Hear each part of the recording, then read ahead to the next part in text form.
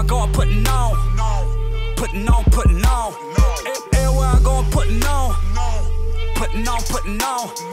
Everywhere I go, I'm putting on. Putting on.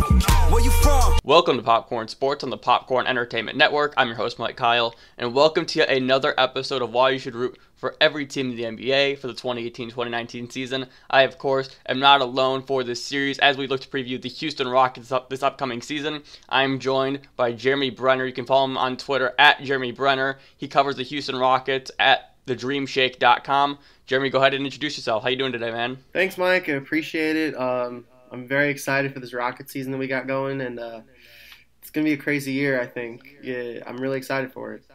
I think so too. This is one of the videos that I'm most excited about because of all of the things happening with the Houston Rockets at this current moment of time.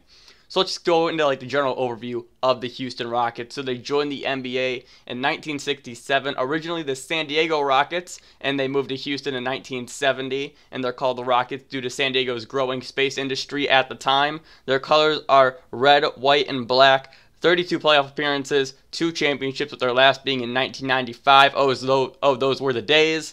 And they play in the Southwest Division with Dallas, Memphis, San Antonio, and New Orleans. Before we dive into last season, the question I want to ask you, and the question I ask all of my guests, is how did you become a fan of the Houston Rockets, or how did you begin to cover them? I'm Houston born and raised, Mike. That's my hometown. I'm H-Town till I die. That's my city, and even though I don't live there anymore, Houston will always be home to me. And I started growing up on them when T-Mac and Yao, man, those were the days, and I was maybe 5-6 years old, and the moment I remember first when I was first a Rockets fan, I had one of those growing things, when your parents when you're younger ask you to measure you and all that. Yeah, so I had that, but Yao Ming was on the poster. So it's how tall are you compared to Yao Ming? So I was maybe at Yao Ming's knees or something like that when I first started.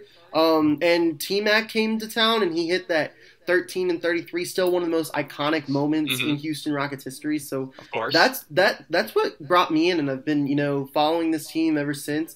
I think the Rockets have had maybe one losing season since I've started following the team. So they like winning, and I like winning. So it's easy to follow the Rockets, and it's never, even when they're not projected to do well, they always find a way to go for a championship, even when the odds might be stacked against them. And then in the Warriors NBA, it's the Warriors world, and we're all just living in it. At least the Rockets are trying to do something about that. So I do appreciate that part of the Rockets and their current mindset right now as a franchise.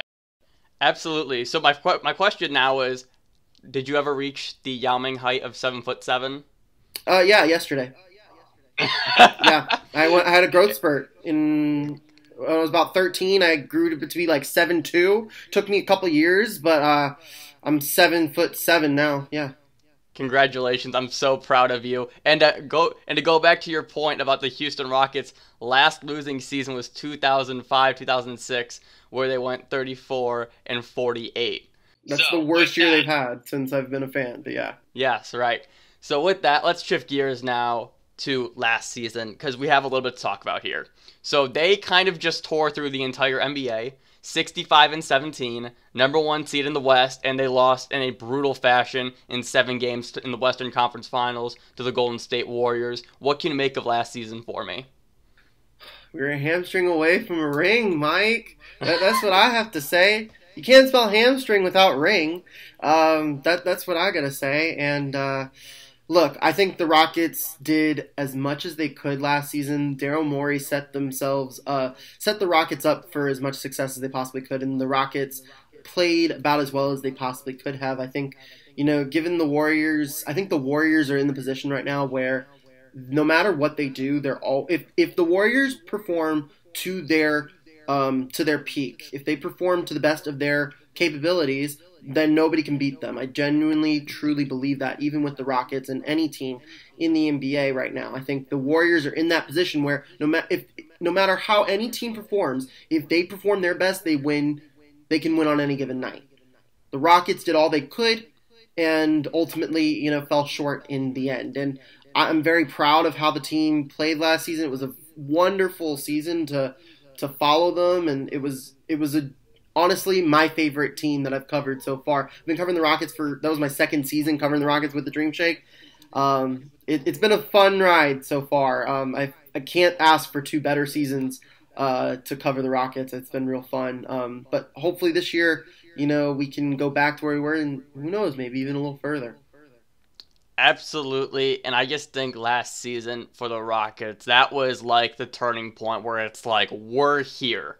It's one of those things where it goes like this for every great team. It's like it's the steady climb, it's the steady build up. It started with the trade for James Harden, and then obviously acquiring James Paul, and now you bring in Carmelo this year, who we'll talk about in I'm sure just a few moments. But you can just start to see it click. And when you have a front office like Daryl Morey, who is he's so open about it. He's so open about wanting to beat Golden State, about wanting to dethrone Golden State. I feel like that's just an organizational thing now where it spreads top to bottom.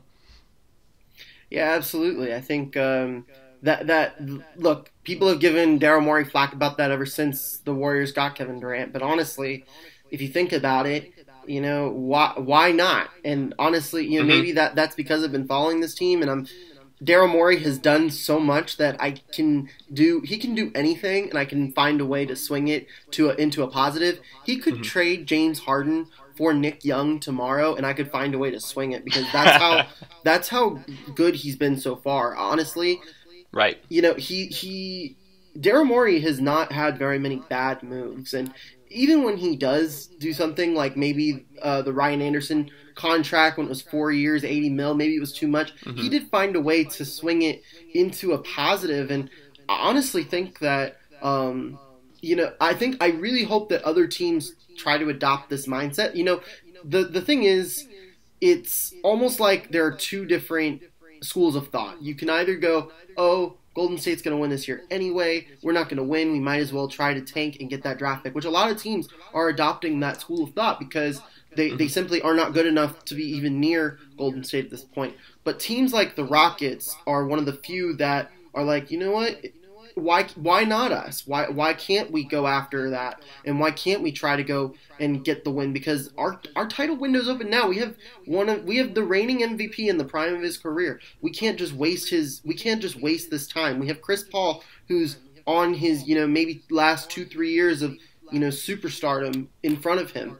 And look, the Rockets, the time is now, and Daryl Morey's taking advantage of it. And I think that the Rockets are doing the right thing, and I wish that other teams would try to adopt that mindset as well. I think it'd make for a more competitive league. But at this point, the Rockets are focusing on what they're doing, and that's honestly all that matters. Right, absolutely. And you mentioned what I want to talk about next. You said, they're gunning for it now. So I want to talk about this year's roster. You have James Harden, Chris Paul, brought in Carmelo. PJ Tucker is still there. Gerald Green, Eric Gordon, and Clint Capela got that monster deal this offseason. Michael Carter-Williams they brought in. They traded for Brandon Knight and Marquise Chris in a very weird trade that I don't know a lot of people liked, but nonetheless they are now in Houston. What can you make of this year's roster for me? Yeah, so basically they traded, or they didn't trade, but they sent away Trevor Ariza, Bamute, Anderson, and in return they got James Ennis, they got Knight and Chris, and they got Carmelo Anthony. So they got a lot more depth for what they gave up this past season. I think it was a good offseason for the Rockets. I think that, they started off real bad. I really do. I don't think that, losing Trevor Ariza and Luke Bamute is something that, I think that they're going to struggle out the gate in that regard, because those two players were very underrated parts of that team.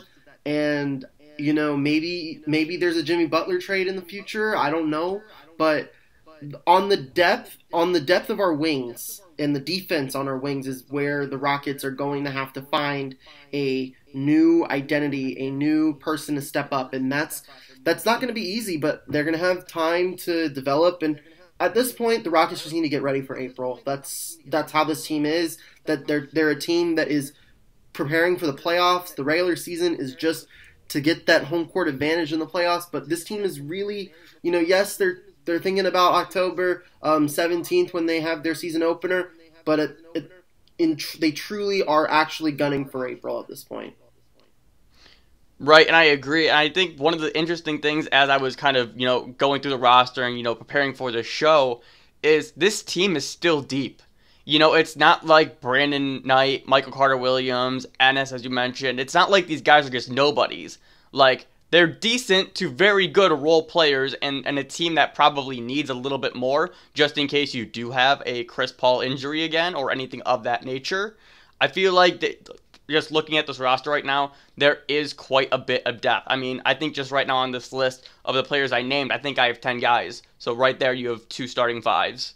Right, and this year is going to be more about giving Chris Paul, giving Carmelo, giving James Harden that rest during the regular season so that in the playoffs they can come and not get injured and, play healthy and play to the best of their abilities. And that's why they went out and they got Michael Carter-Williams, someone that can play defense on the wing. I think Michael Carter-Williams is actually going to be the surprise part of this team this year. I think that people have seen him and, he played poorly in his last 2 stints. I believe it was in Chicago and then Charlotte last season. Mm-hmm. So this year, I think that the system Mike D'Antoni has is perfect for Michael Carter-Williams. It will give him a chance to, move around and play multiple different positions because Michael Carter-Williams is a 6'7" point guard, and that's exactly what the Rockets need. Is they need a guy that can play multiple positions, that can guard every position, that can switch on anybody, and that's going to really benefit Michael Carter-Williams and his potential to last in the NBA. And James Ennison's the same way. He's a guy that can guard anything from 1 to 4. I'm really excited about what he can bring to the table. That's what the Rockets are all about. They want guys that can play more than one position. That's why they want James Harden to be able to play the 1, the 2, or the 3. They want Chris Paul to play the 1 or the 2. Melo can play 3 or 4. It's just that's how the Rockets are, and it gives them so much more flexibility, versatility, and that's honestly how I believe you win in the NBA nowadays, is you are able to play multiple different lineups. You're able to make the three-pointers when you need to. And the Rockets are following that philosophy in tenfold. That's how it works in Houston, and it's worked for them so far. Yeah, I think you made a very interesting point how they want players with the versatility to play multiple positions. And I've had this debate with a number of people that there is a difference between that and positionless basketball. What Houston is doing by that standard, where you have one guy that's able to play 1 or 2, or that are able to play 2 or 3 positions, compared to positionless basketball, is more effective because you aren't having guys playing out of position. Because that's what the whole idea of positionless basketball is that you just throw 5 guys out on the court and you say, here, go play. But when you have that versatility where you're able to play 2 or 3 positions, that's when you're able to mix and match your lineups and get the most out of them. Right, because there's like Clint Capela got his major contract, not because of Clint Capela fully 100%. I truly believe Clint Capela got his deal because Chris Paul, James Harden, those kind of players make him better. And that the team has been revolving around those 2 guys, and getting Clint Capela is a perfect fit for them. Just like DeAndre Jordan was a perfect fit for Chris Paul in LA with the Clippers. I think PJ Tucker is a perfect fit for this team with, it gives them that defensive, toughness that Patrick Beverley had, before he was traded to LA, and he's able to, hang out in the corner, and James can kick it out to him, or CP3 can kick it out to PJ for a 3. James Ennis is going to fill that similar role. Melo is going to fill that similar role this year. They forecast for him that he's going to shoot a lot more 3s this season than he has in years past. Eric Gordon's the same way. They're just guys that you can kick out to, that can create plays for themselves, that are able to also showcase that on the defensive side of the ball. You just need guys that can do a little bit of everything. You can't have one guy that lacks in one position. And that was what James Harden got a lot of flack of in the years past, is that he wasn't able to play on the defensive side of the ball because he wouldn't have enough help on offense with playmaking. He has that now, and that's why his defensive game has improved last season. So I'm hoping that this season we'll see a similar progression as to what we had last year. I think so too. And the player that I want to talk about just for a brief moment is Carmelo Anthony, because you actually stole my thunder a little bit. Because I was going to ask you what player what player do you think is going to surprise the most people, and your answer was Michael Carter Williams. But Carmelo Anthony is one of the most polarizing figures in the NBA. Some people think he's garbage. Some people think he still has it in him. What is your take on Carmelo Anthony and his fit with the Rockets team this year? He averaged 16 points a game last year, and that was his worst season in his career. Dude's a Hall of Famer. Let's just get that straight. Facts. He's a Hall of Famer. But however, he's not the same guy that he was in Denver, that he was in New York, that he is now. I think the Rockets got him for a great price. I think they got him for the right price with the veterans minimum.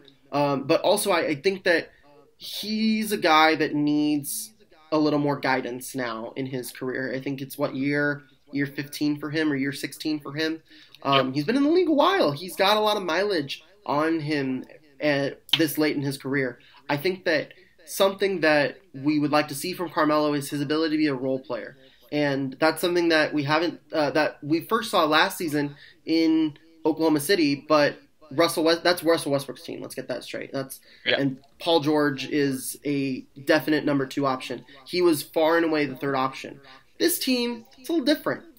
I think that James Harden, the way he runs his team versus the way Russell Westbrook runs his team, I think he's a better fit with James Harden than he was with Russell Westbrook. I think it's just because the way James plays, he's a little more unselfish than Russ is. He's a little more he likes to get his teammates involved. Not to say that Russell Westbrook doesn't, because the dude averages 10 assists a game, but Russ takes a lot more shots than James Harden does.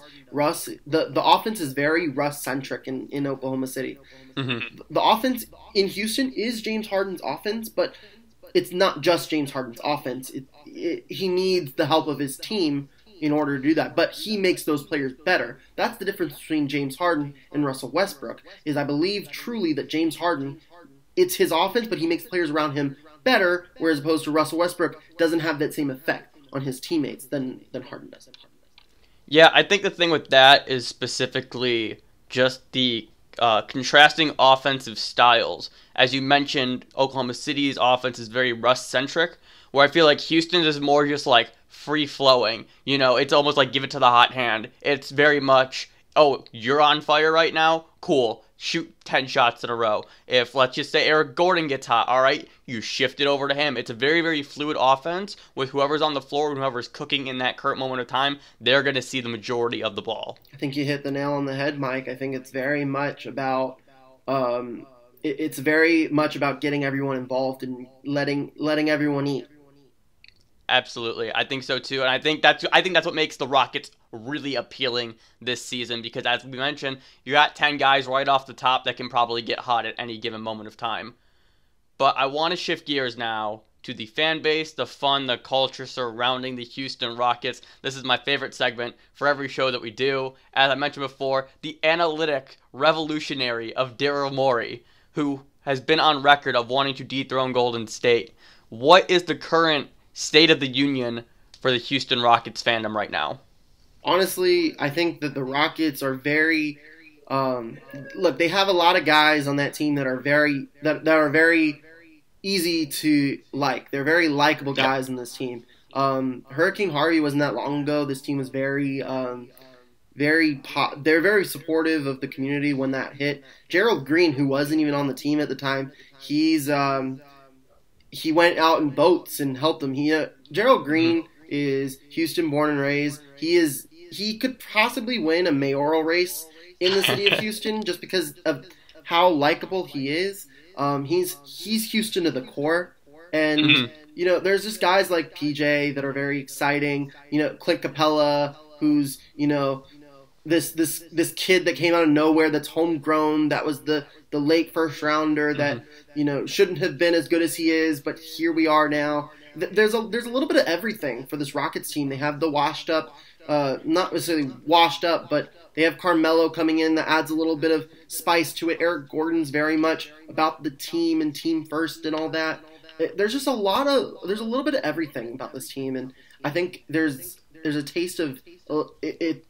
There's a flavor for everybody, and that's why the Rockets are very much the team to watch in Houston, even over the Astros, I think that the Houston market is very basketball friendly just because of, what they've done in the past 15 years with, going out and looking at China and gaining a lot of fans in China from Yao Ming and Jeremy Lin. And they've been able to do all that even in the city of Houston with how well they've done in the last 15 years in terms of them being competitive. They haven't fielded one non-competitive team since before Yao Ming got there. And that's why fans always come back to the Rockets, because they're one of the hottest shows in Houston, and they are consistently year after year. Right. And so you are Houston born and raised, as you mentioned at the top of the show. So what is your opinion on Rockets fans? Because it's very interesting with you. You are Houston born and raised, but you're also in the mix of Houston Rockets Twitter, which obviously, because Twitter is a global platform, you are able to just pull in fans from all parts of the world, all parts of the country, whatever it may be. So you get both dynamics. You get the hometown dynamic and the social dynamic. So differentiate this for me, break it down. What are your thoughts about that? I think the Houston Twitter is very proud. They're very proud of their team. If you count the Rockets, you count the Astros, and you count the Texans, every team has made the playoffs in the last 2 seasons. Right. But the Rockets have consistently been there, and they've consistently performed well in the playoffs. And I think basketball, the beauty about basketball, though, is that it transcends the nation. It transcends the United States. It goes global. And we have guys like Nene is in Brazil. The Rockets have a very strong presence in Brazil. They have a strong presence in their hometown with guys like Gerald Green, and they have a whole lot of fans in LA even, because look, the Rockets had maybe like 4 players from LA, and that could very well be like every team in the league, just because LA is a hotbed for NBA players. But right. Like James is from LA, Trevor Ariza is from LA, Chris Paul played in LA for a while, so they have a lot of guys that are very good, and also they have a lot of guys that NBA fans can sometimes be a fan of a team or a fan of a player. And look, and when you're a fan of a player, you tend to get on board with the team as well. Like, I'm a fan of Kevin Love. I've been following Kevin Love since high school. I love the way he plays. I've followed him ever since. I have Cleveland memorabilia because of Kevin Love, and Minnesota as well.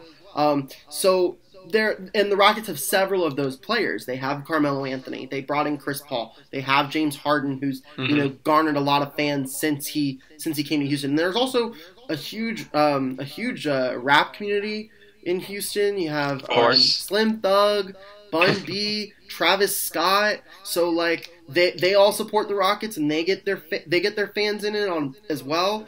So Houston has a wide ranging fan base, and it's super exciting. It's super buzzing, especially during the playoffs. And right now at the beginning of the season, I think that fans are ready for Rockets basketball again. But nobody is more ready than I am, Mike. I'll tell you right now. Very, very well said. I like the point that 7'7" of me, Mike. I'm ready. I like the point that you made about how they've kind of done it both ways, as far as they've grown the team, as you mentioned, through Clint Capela, as well as some other guys who have just been homebred. But then they also brought in players with big fan bases, such as Harden, Chris Paul, and Carmelo. It does provide a really well-balanced fan base, because you have that diehard Houston Rockets support, as well as the other players who bring their fans along for the ride. Yeah, absolutely. So with this, we'll wrap it up with here. You have 30 seconds to pitch anybody why they should be a fan of the Houston Rockets this season. Go ahead. Well, the Rockets are the best team the Rockets have the best chance to dethrone the Warriors. This is the Warriors season. The season's already over. The Warriors have already won. The only thing in their way is potentially the Houston Rockets. That's the one team that could possibly beat them, that has the best chance to beat them. So that's why you should vote for the Houston Rockets this season. Absolutely phenomenal. Jeremy, thank you so much for having. Hang on. I'm gonna cut that. Don't worry. Hang on. Phenomenal. Jeremy, thank you so much for coming on. You can follow him on Twitter at Jeremy Brener. He covers the Houston Rockets over at thedreamshake.com. Jeremy, you got anything else to plug? You can follow Mike Kyle at Colonel Kyle.